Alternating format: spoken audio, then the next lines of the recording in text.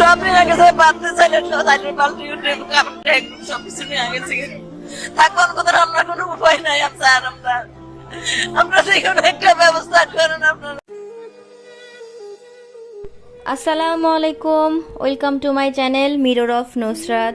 সবাই কেমন আছেন? আলহামদুলিল্লাহ আমরা ভালো আছি, কিন্তু ভালো নেই সিলেটবাসী। প্রতি বছর আমাদের বেড়াতে যাওয়ার একটি জায়গা সিলেটে আমাদের খালামণির বাড়ি।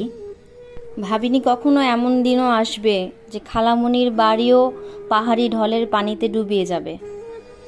বৃহস্পতিবার রাত থেকে তাদের কাউকে পাওয়া যাচ্ছে না ফোনে যোগাযোগ করে।